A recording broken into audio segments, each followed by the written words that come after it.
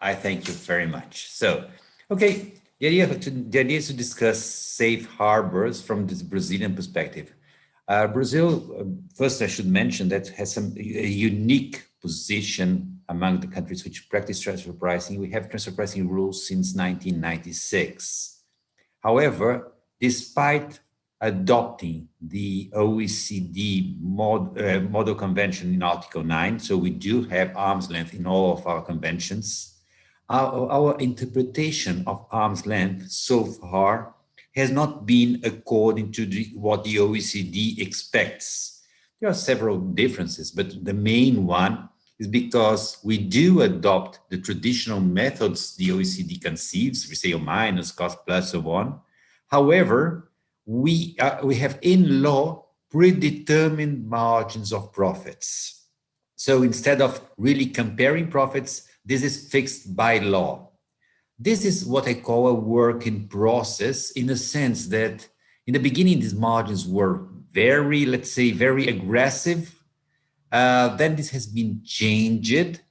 And there is a movement, or there was a movement in Brazil in order for taxpayers to claim for margins applicable to their sectors and depending on functions. So presently, the margins are almost, let's say, one size fits all.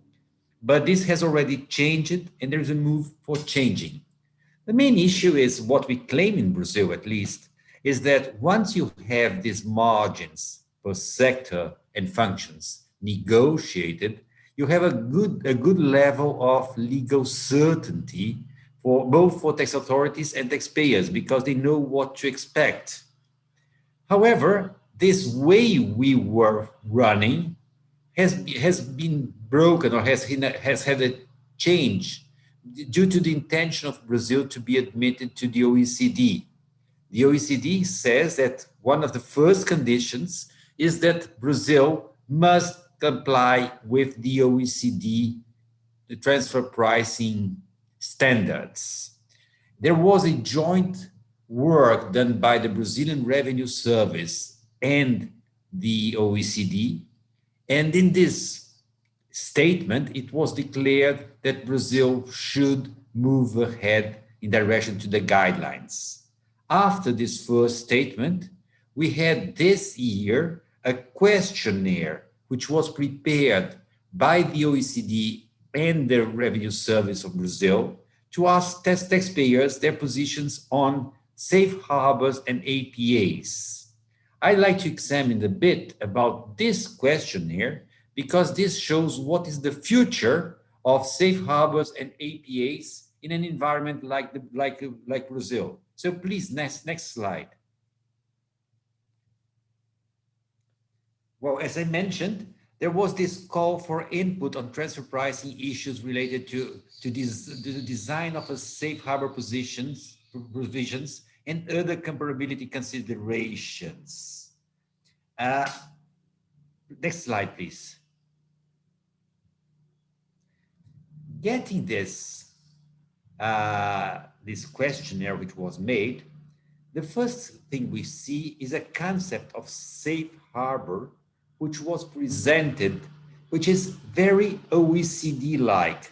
You see that safe harbor is supposed to be for smaller taxpayers or less complex transactions. And this brings the first issue. Is this correct? Should safe harbors only be applied for smaller taxpayers, or could we have a system with safe harbors getting most of taxpayers? Why is this question relevant? Because Brazil, despite being a huge economy, it is still a developing country, and you see this in the administration. So the main question is our administration prepared to discuss transfer pricing issues, margins, functions, and so intangibles, and so on, with every taxpayer? Do we have a structure for this? Or should we not adopt some kind of safe harbor in a sense to make sure that 90% of taxpayers would fit in these safe harbors, so they would not be audited with lens, in a sense that only some cases would be audited, and these cases could be dealt with according to the OECD guidelines. So the idea of having a safe harbor is something good, both for taxpayers, legal certainty, but also for tax authorities, since they say, well, provided you have this level of profitability, it is enough for me. This would be the concept which would be adequate for a developing country. However, as we see in this statement, this is not what we read from this OECD paper. They consider safe harbor as something small, less complex. So I'd say that several taxpayers would most probably not fit within a safe harbor. So the answers which will be given here will most probably not help a lot for most taxpayers. What I'm claiming here is that we should keep the Brazilian traditional approach, which covers most of taxpayers, and this could be better. Of course, what I must say is that the Brazilian present system does not have rebuttable margins. The margins that foreseen in law are absolute. However, the claim is that the method, the idea of having predetermined margins is good, provided the margins are rebuttable, provided the margins are discussed with the industry, with the sector in question. So safe harbors here does not seem to help a lot for Brazil to be admitted to OECD. And if Brazil is to be admitted to OECD, we must follow this concept, which was bad news. However, please, next slide. Next slide. However, wait, no. Previous one, please. Previous slide. Previous. Yes, thank you. However, the same questionnaire has several questions concerning to safe harbor, but suddenly you find an idea of an APA. And it is interesting when you see the definition of APA, which is to be presented together with the safe harbor rules. When you see this, the APA, you see that they are designed for more complex and higher risk transfer pricing matters. Fantastic. What is new here? When they deal with APA, they mention sectorial APA. So instead of having individuals APA, they are considering sectorial APA. There are some small experiences in the world with sectorial APA. Mexico, for instance, for the so-called maquiladoras, they have an APA which is for the whole sector. There is also a Central American country which has a APA for hotels, but these are very minor experiences. However, this position, the possibility of sectorial APA, could be exploited as an interesting solution. Please, next slide now. Luis, a question, if I may. Yes. Who exactly brought the sectorial APAs to the table in the dialogue between Brazil government and the OECD? Once again, this is a questionnaire which was published. They were collecting answers up until October 30, and the question was made together by OECD and Brazilian Revenue Service. So I'm just reproducing what's in the questionnaire. I don't have the answers. I have, of course, some answers I do know because I know what my clients did, but I don't know what all has been answered. But I would like, so I'm just trying to exploit what could be hidden there, or what would be the solutions. When you see this questionnaire, you see APA for a sector, industry, or specific types of transactions. And this is my issue. Maybe what OECD is calling sectorial APA is not too far from what Brazil has so far experienced in predetermined margins. As I said, the predetermined margins presently are not rebuttable, but there was already a movement to have rebuttable predetermined margins per sector. And suddenly you see here in this questionnaire something which is similar, as more or less to say, okay, we OECD, we already have a concept of safe harbor, and predetermined margins do not fit in safe harbor, at least not broadly. For minor transactions, yes, but not broadly. However, we do not have a fixed concept for APA so far. So we are open for discussing a new design for APA, a sectorial APA. What I'm trying to present here is that maybe this sectorial APA could be a compromise solution for Brazil to adopt, to enter OECD, to have safe harbors only for minor transactions. However, through sectorial APA, you could reach results which would be very similar to the predetermined margins. Next slide, please. Of course, it's not the same, because when you talk about sectorial APA, the question is who would be who could adhere to the sectorial APA. Predetermined margins, in principle, every taxpayer is eligible to it. So there could be a difference here because we must adhere to the APA. It's not the same. Second one, please, enter.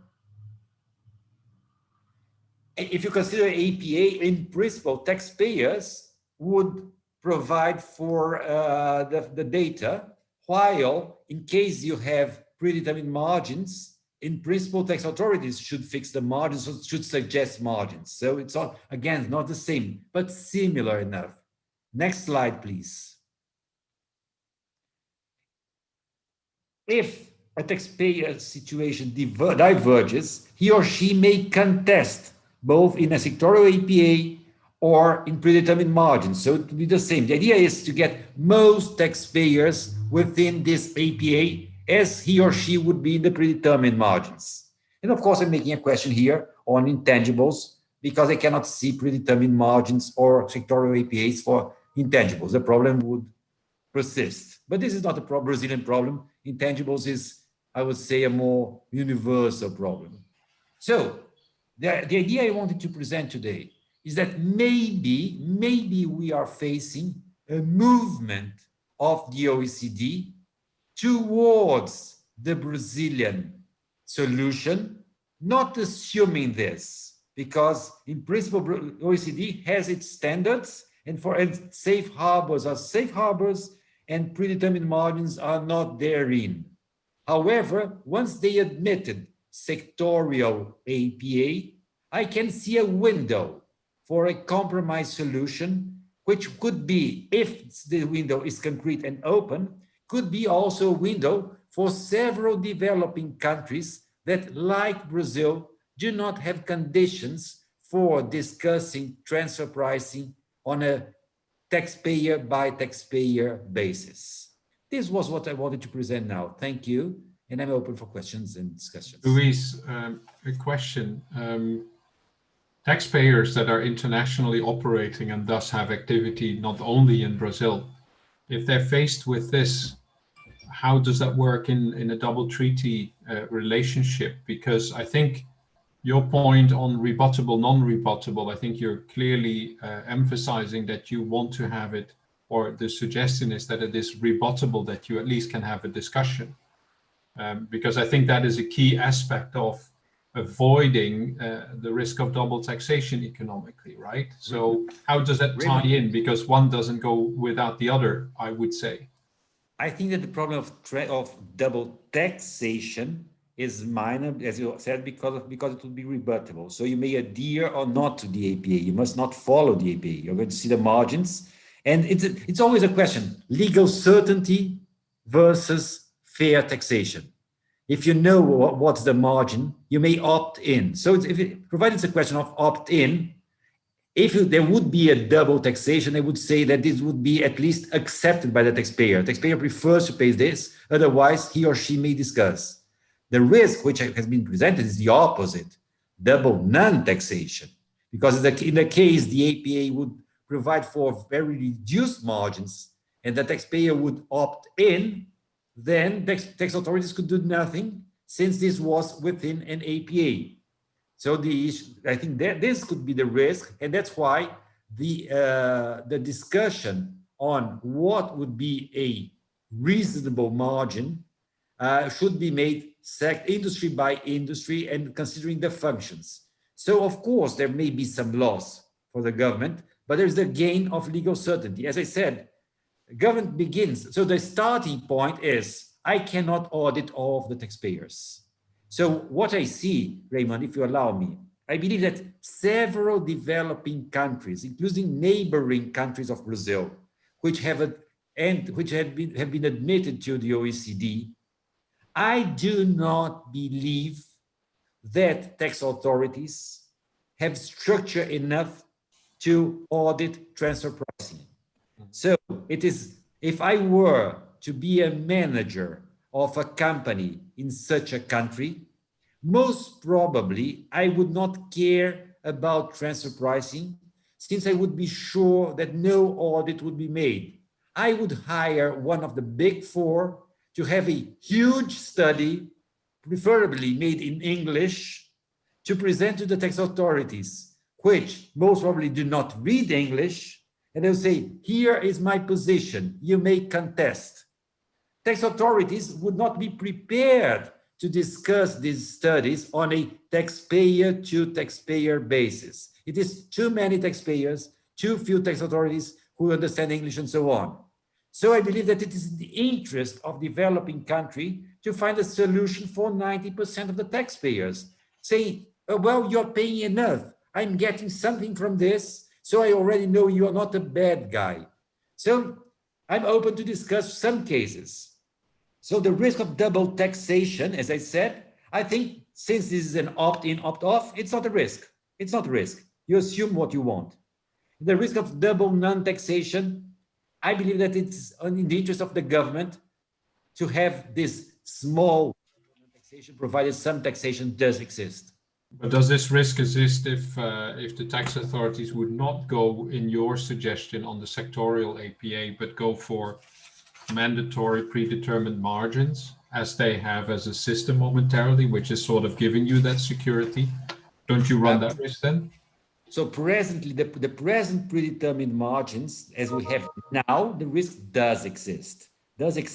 We had a very interesting experience in this with our system of predetermined margins on the export of commodities. Yep. We had here huge companies exporting with cost plus, and the plus was 15%, which made a very reduced price on commodities, but which were according to the predetermined margins. Government saw this, and as from 2014, now for commodities, we adopt the sixth method, which says in this case, you do not adopt predetermined margins. So this was, I like the case because it's a good example of how wrong predetermined margins can be good for taxpayers or for tax authorities, simply because they are wrong. So that's why I don't like this idea of one margin in law for all sectors. I prefer sectorial margin, negotiated one.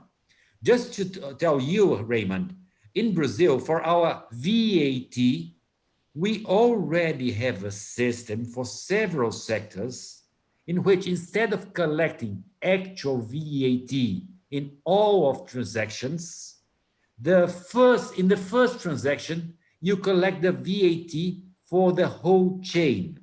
One example, which is very easy to understand, cigarettes. It is very easy for the government to know the final price of the cigarettes. I'm not aware that anybody gets a discount when buying a cigarette in any place. So the VAT for cigarettes in Brazil is not collected in every transaction. You collect in the factory for the whole chain. This began with cigarettes, which was very easy. But then this was spread to other sectors. For instance, gasoline, and it continued and continued, and suddenly one could not know in the factory what would be the final price of the product to the final consumer. What was decided? Well, we can, in the sector, discuss what would be a reasonable margin to be added to the factory price to reach a reasonable final sales price and to collect in advance the VAT for the whole chain.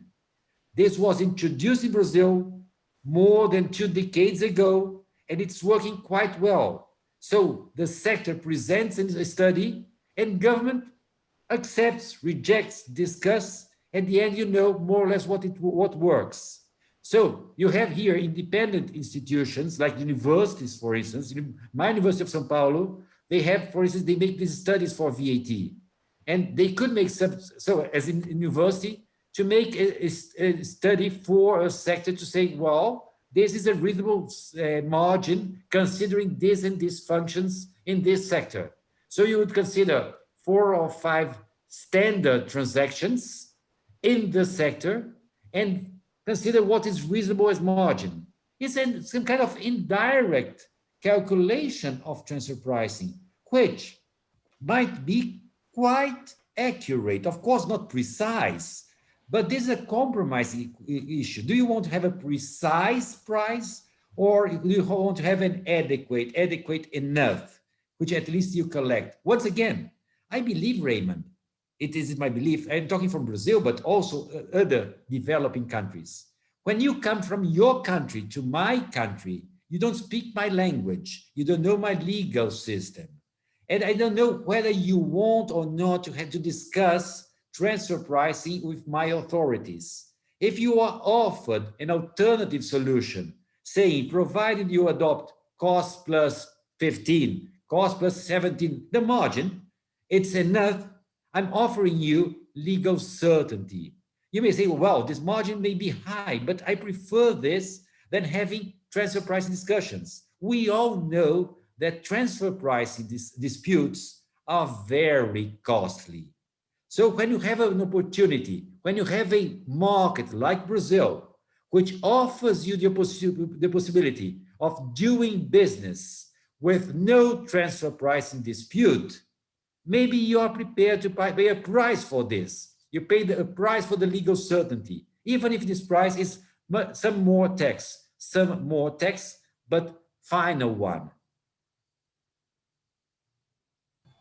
Steve, do you want to chime in? I tend to agree with you, Luis. I have had my own experiences with Brazil, and I would love to have certainty in that situation. So the uncertainty was dragging and is always a very painful thing, especially have authorities in front of you that may not understand what you're talking about. So this comes back to the quality discussion that creates uncertainty. So I fully appreciate the point. I think the probable answer is, let's hope that we're not going too high in the certainty and the price for getting the certainty, that it is not too high. There is some value in getting certainty, but there is obviously also a limit in that price. And I think that's what we then hope we get, right? Yes, provided you have the opt-in, opt-out. So if the price is too high, say, I'm out. So government will be interested in getting you in. That's fair enough. Game theory, basic game theory. Yeah, I like to make a cross-reference, Luis, as well to Pillar 1 in particular, where amount B is almost a sectorial margin or safe harbor for sales and marketing activities. So in essence, the OECD is spreading its idea from a couple of years ago when they first start referring to, can we not get car producers who make a certain margin give the same treatment and upfront so like a sectorial or an industry-wide APA or set of safe harbors, and that word is obviously spreading through what you're telling us in the dialogue between the Brazilian tax authorities in the OECD through this questionnaire, but certainly amount B is a very clear indication that OECD is trying to migrate almost try a convergence between the predefined margins. Brazil has always embraced as a way forward. But if you add the two components, you seem to be adding the opt-in and the rebuttable proposition. If your margins is really different, you can still tell that to the taxman. Then you take away the risk for the taxpayer, and you make life a lot easier for the tax authorities at the same time. So there must be some I won't call it fatal attraction, but an interesting attraction the OECD had to make the trip to Brazil and start this dialogue, because I never made the connect between the sectorial margins and the predefined margins, but I think it's a very fair bridge you're closing here on, and certainly it highlights better the intentions of the OECD to go in that direction and only have, maybe I'm overstepping the line now if I see you, but only have the amount A as your intangibles at the bottom of this slide still being the only open item. Now I'm too optimistic, I think, for the end of this session, but David's almost formula apportionment as a starting point, right? Sorry, I just like to mention, to make this clear, part or good part of what I'm mentioning here is speculation. So it is not to say that the questionnaire said the intention is to approach to the predetermined margin and so on. They don't confess this. But simply when they mention this sectorial APA, I am seeing something and I'm sharing with you my view. But I want to make this clear. It is not to say that the OECD is already prepared for this, but I'm getting some words from them and saying, maybe this is the issue. So consider this as a academic speculation more than to say this is obvious and so on. But I'm seeing this, and I believe there is some basis in what I'm seeing, what I'm speculating. Well, I think it's beyond speculation, Luis, according to me, because the complexity of transfer pricing exceeds the capacity of authorities and even advisory world and in-house people.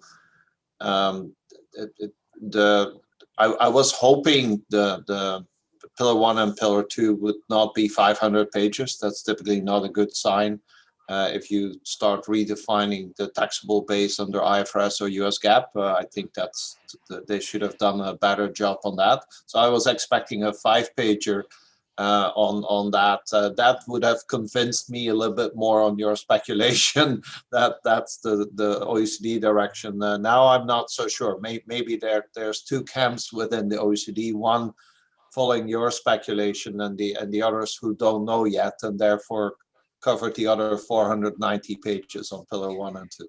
Well, but about the predetermined margins for minor activities, I'd like to mention that also the OECD mentions for the service, intragroup services, they also accept cost plus 5%. So this idea of margins, somehow it's really entering the OECD. The question is how far they're going to accept. Yeah. But I think the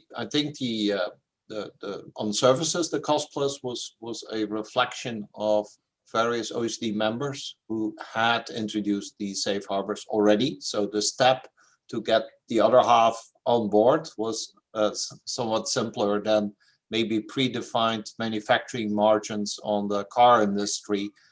I guess that's sort of a political different animal to predefined margins on. I would assume.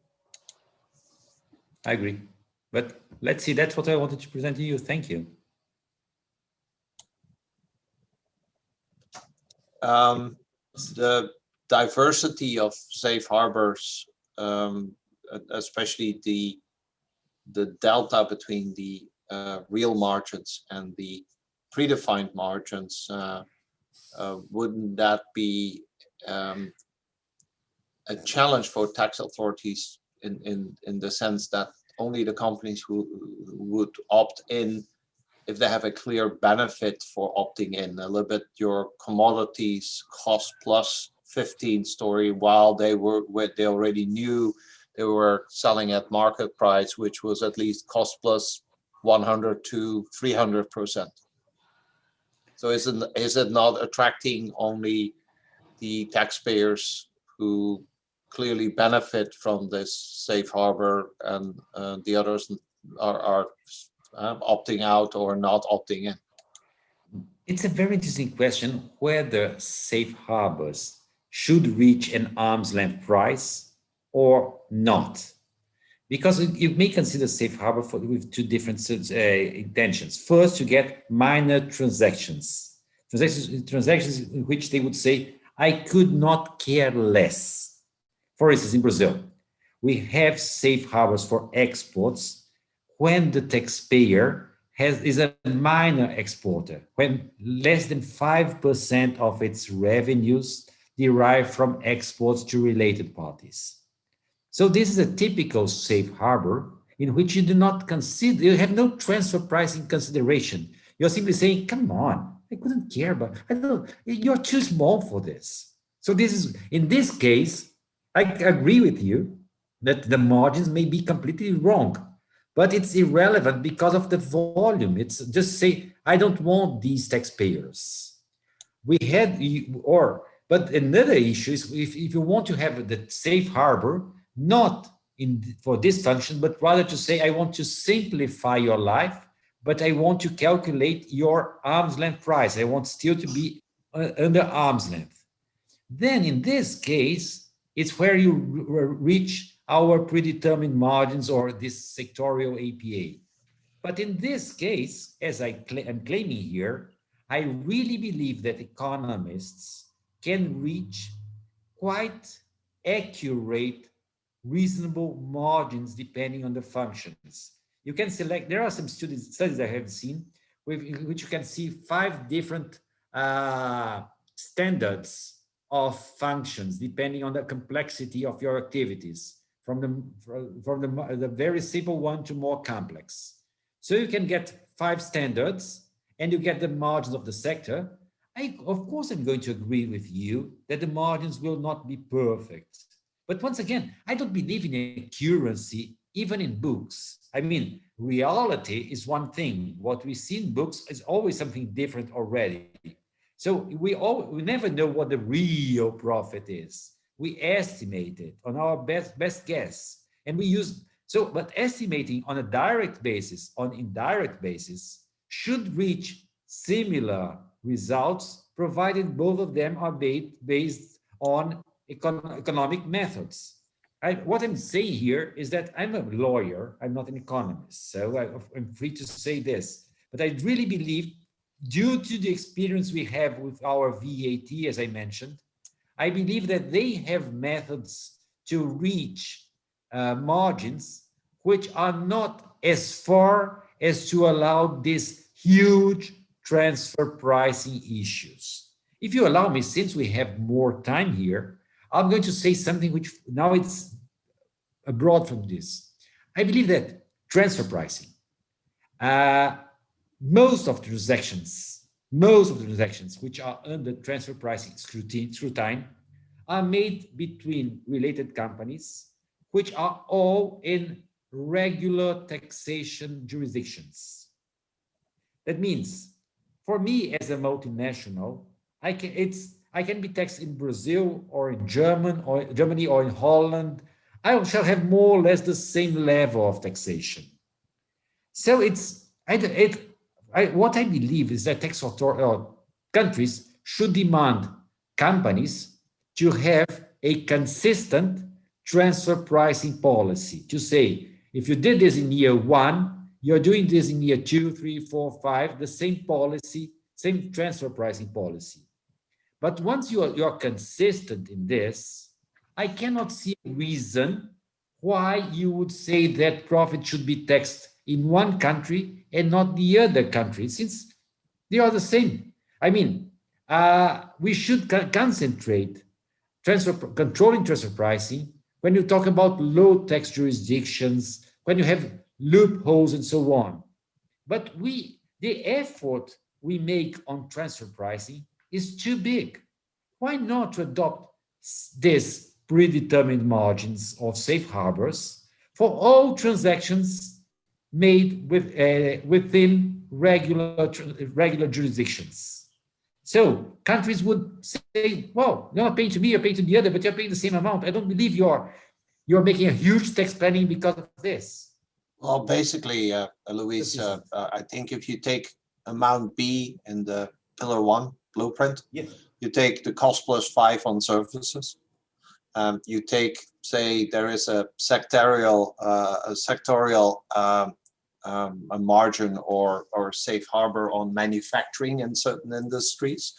Then the only thing left you still have to allocate is the residual. And as we know from Pillar 1, there's probably 5 methods to land that residual, and you can argue about it. Is that one right? Is that one wrong? But then you reduced your transfer pricing dilemma to 5 different methods on your residual rather than all the rest. So I sympathize with that kind of thought, as long as it doesn't severely interfere with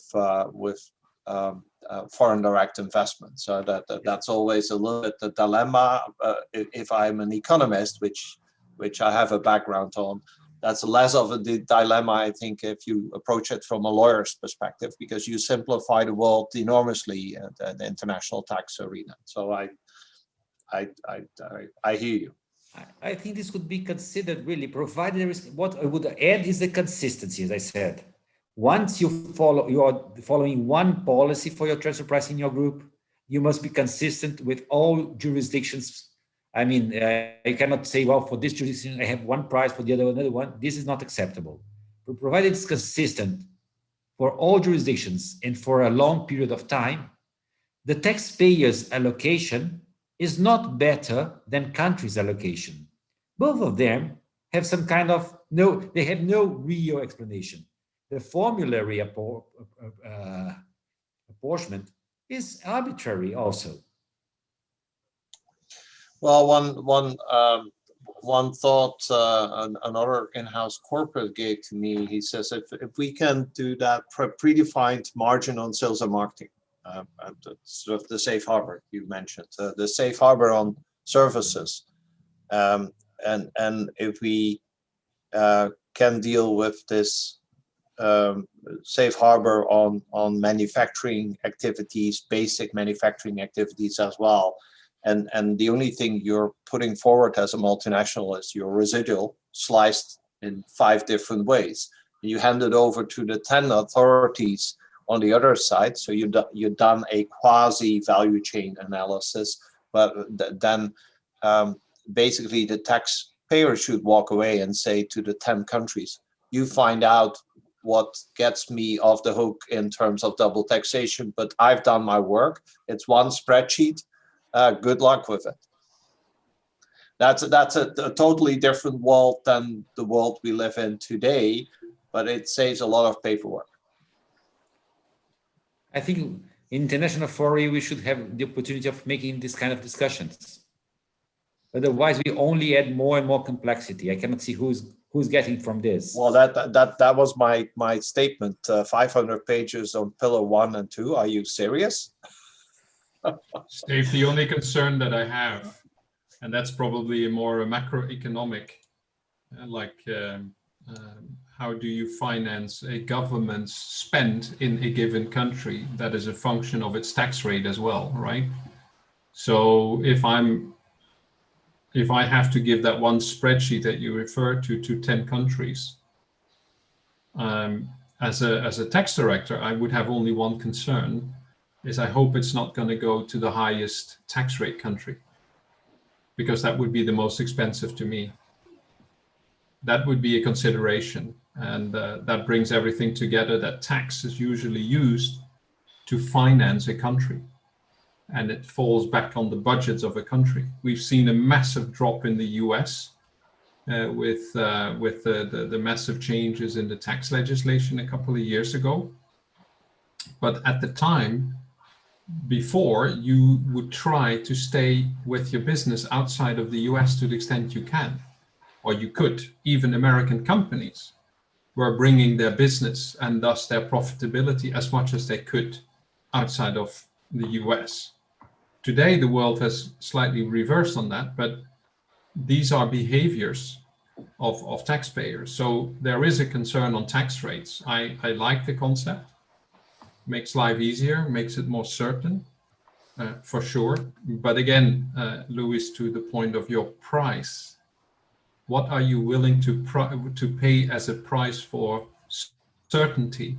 That is then, my only open point that remains is in that example of SAFE. What are the rates applicable, and how much do you actually pay? What is then the actual price of that model? With that, Raymund, I just get a signal from the core team. They're moving us to the plenary room for the ones who still want to know what's the program on Thursday. Very good. For those who will not be joining in the big room, wishing you a good evening and thanks for your participation. So thanks, Luis. It was very, Thank you very much. very interesting. Thank you. Thank you, Louis.